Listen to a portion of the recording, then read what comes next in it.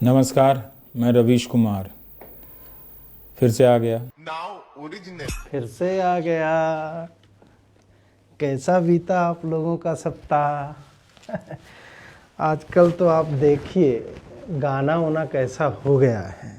जय श्री राम मेरे सभी सनातनी भाइयों, हम आपके लिए लेकर आए हैं एक नया वीडियो। तो जल्दी से वीडियो को लाइक कर दीजिए। अगर आपने अभी तक हमारे चैनल को सब्सक्राइब नहीं किया है तो तुरंत सब्सक्राइब कर लीजिए। और हाँ, नीचे कमेंट्स बॉक्स में जय श्री राम का नारा लगाकर वीडियो को शेयर कर दीजिए, क्योंकि हम वीडियो की शुरुआत जय श्री राम के नारे से ही करते हैं। जय जय श्री राम।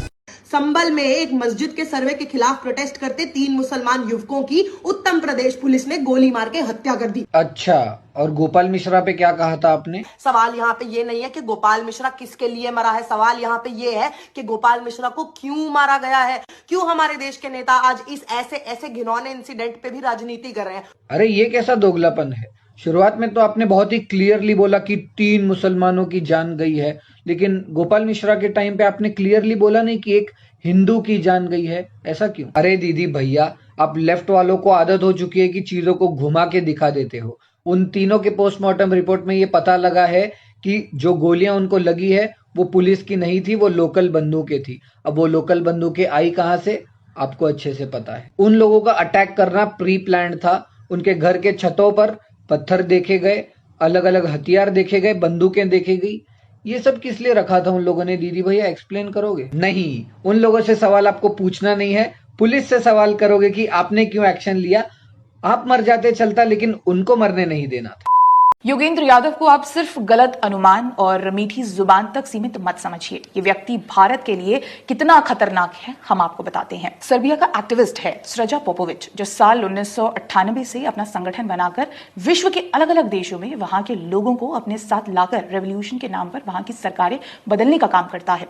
जॉर्ज सोरोस तो आपने नाम सुना ही होगा, कुछ वैसा ही। फर्क ये है कि स्रजा पोपोविच के बारे में काफी कम लोग जानते हैं और ये अपना काम काफी गुपचुप तरीके से करता है। स्रजा पोपोविच का कहना था कि वो अपने इस काम में 50 भारतीयों को भी प्रशिक्षण दे चुका है। और कुछ साल पहले पोपोविच ने एक भारतीय के साथ मंच साझा किया, लंबी बातचीत की, और ये भारतीय और कोई नहीं बल्कि योगेंद्र यादव ही थे। ये 2015 की बात है। उसके बाद योगेंद्र यादव ने क्या किया, चाहे वो CAA प्रदर्शन हो, किसानों का विरोध प्रदर्शन हो, या कांग्रेस नेता राहुल गांधी की विवादास्पद भारत जोड़ो यात्रा में शामिल होना हो, योगेंद्र यादव हर उस काम में शामिल हैं जो PM मोदी को सत्ता से हटाने के लिए हो रहा है। वायनाड उपचुनाव में श्रीमती प्रियंका गांधी वाड्रा की भारी जीत ने पार्टी कार्यकर्ताओं और आम जनता में खास तौर पर उत्साह की लहर पैदा कर दी है।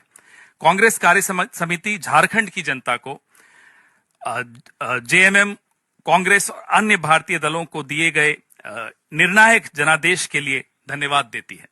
कांग्रेस कार्य समिति यह भी स्वीकार करती है कि महाराष्ट्र में पार्टी का प्रदर्शन और वास्तव में हमारे MVA सहयोगियों का प्रदर्शन समझ से परे है और वास्तव में चौंकाने वाला भी है। चुनावी नतीजे सामान्य समझ से परे हैं। यह स्पष्ट रूप से लक्षित हेर फेर का मामला प्रतीत होता है। मल्लिकार्जुन खड़गे जी ने कहा कि हमें EVM कतई नहीं चाहिए। मल्लिकार्जुन जी, राहुल गांधी जी, आपको EVM नहीं चाहिए, आपको जुडिशियरी भी नहीं चाहिए। आप तो बता रहे थे जुडिशियरी का काम भी हमें करना पड़ रहा है, वो नहीं कर रहे हैं। आपको इलेक्शन कमीशन भी नहीं चाहिए, आपको ED भी नहीं चाहिए, CBI भी नहीं चाहिए, आपको भारत सरकार भी नहीं चाहिए, क्योंकि ये तो अच्छी सरकार नहीं है।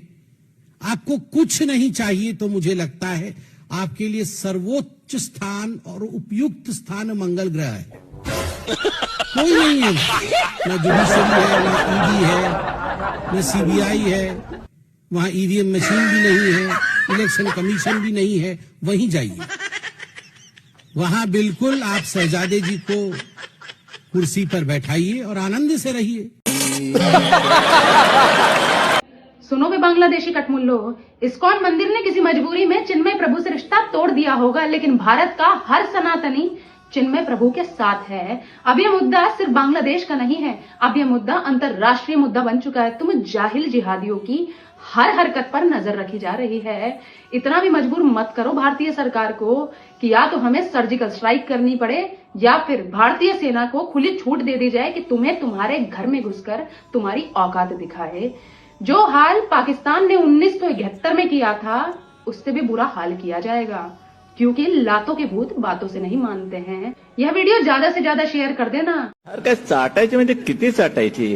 क्या जिभेला काय विश्रांती देणार की नाही? तो ये जो मॉडल दिया हमने गवर्नेंस का, भाई एक तरफ आम आदमी की जिंदगी में सुविधा दी, दूसरी तरफ इंफ्रास्ट्रक्चर बढ़ाया, और तीसरी तरफ ये सब देने के बाद भी बजट को फायदे में रखा, बजट को घाटे में नहीं जाने दिया। ये दिल्ली मॉडल ऑफ गवर्नेंस। अब लालू जब बड़े हो रहे थे और करीब 6 साल के थे तो इनकी एक आदत थी कि ये साफ और नए कपड़े पहन के और कभी कभी बुक्स लेके भैंस चराने जाते थे। अभी ये सारी चीजें देख के गांव के जो जमींदार थे वो लालू का मजाक उड़ाते थे और उनको एक नाम भी दिया था, गवार बैरिस्टर करके उनका मजाक उड़ाते थे। और बहुत सारे ऐसे इंसिडेंट हुए जहां इनको मारते भी थे। लेकिन उस पर्टिकुलर टाइम पे किसी को बिल्कुल भी आइडिया नहीं था कि ये छोटा सा बच्चा है आगे चल के पूरी बिहार की भैंसों का चारा खाने वाला है।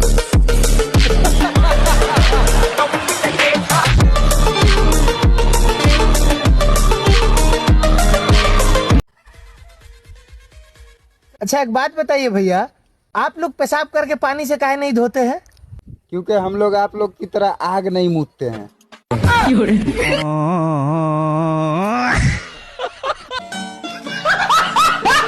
सबसे पहला कदम भारतीय जनता पार्टी को अपनी आईटी सेल बंद करके उठाना चाहिए। जिस तरह की नफरती, जिस तरह की भद्दी, जिस तरह की गंदी घिनौनी सेक्सुअल कमेंट्स, जिस तरह की नफरती, जिस तरह की भद्दी, जिस तरह की गंदी घिनौनी सेक्सुअल कमेंट्स, उनकी आईटी सेल के लोग, उनके समर्थक जिनको नरेंद्र मोदी फॉलो करते हैं वैसा कोई नहीं करता है।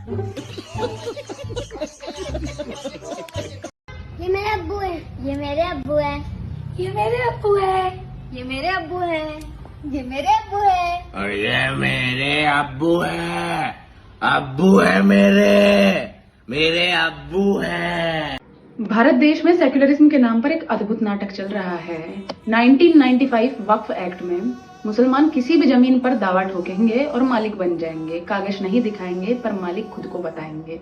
बताओ, 1991 वर्शिप एक्ट, हिंदू किसी भी जमीन पर दावा तक नहीं ठोक सकता है, अपनी ही जमीन को अपना नहीं बता सकता है। मुसलमान कभी संविधान की बात करते हैं तो कभी शरीयत की बात करते हैं। आखिर ये क्या षड्यंत्र चल रहा है? जब बंटवारे के वक्त उनको एक अपना अलग प्रांत दे दिया गया, लेकिन उन्होंने फिर भी हिंदुस्तान में रहकर पाकिस्तान जितनी जमीन और खोद दी, जितनी जमीन आजादी के वक्त पाकिस्तान को दे दी गई थी। यह वक्फ एक्ट अब जड़ से खत्म होना चाहिए, क्योंकि वक्फ एक्ट सिर्फ और सिर्फ एक ही पक्ष की बात करता है। बागेश्वर धाम के पंडित धीरेन्द्र शास्त्री की हिंदू एकता पद यात्रा में बॉलीवुड के बाबा संजय दत्त भी हर हर महादेव का जयकारा लगाते हुए पहुंच गए। हर हर महादेव, जय भोलेनाथ। और मेरे भाई, मेरे छोटे भाई गुरुजी, जिनको मैं गुरुजी कहता हूँ, इनके लिए ये जो काम कर रहे हैं बहुत बड़ा काम है। और इसके अलावा अगर इन्होंने मुझे कह दिया कि संजू बाबा तुम मेरे साथ ऊपर भी चले चलो, तो मैं चला जाऊंगा। ये देखकर पनौतियों के पेट में दर्द हो रहा होगा, क्योंकि जो कलाकार जिहादी उड़ के दबाव में सनातन धर्म और अपनी आस्था का अपमान करने के लिए मजबूर हो जाते थे, अब वो निडर होकर सनातन की बात भी कर रहे हैं और हिंदुत्व का प्रचार भी, क्योंकि दबाव बनाने वाले अब खुद दबाव में जी रहे हैं। ये देखकर अगर आपको भी अच्छा लगा तो कमेंट बॉक्स में हर हर महादेव का जयकारा लगाकर वीडियो को इतना शेयर करो कि पनौतियों का पेट दर्द और बढ़ जाए। जय जय श्री राम। इमेजिन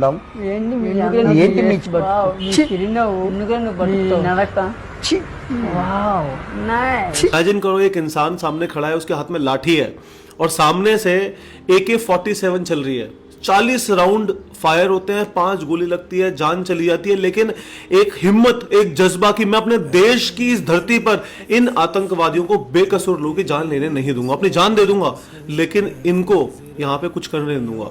वो अजमल कसाब पकड़ा जाता है, तुकाराम जी जो हमारे देश के हीरो हैं, उनकी जान चली जाती है, शहीद हो जाते हैं वो देश के लिए।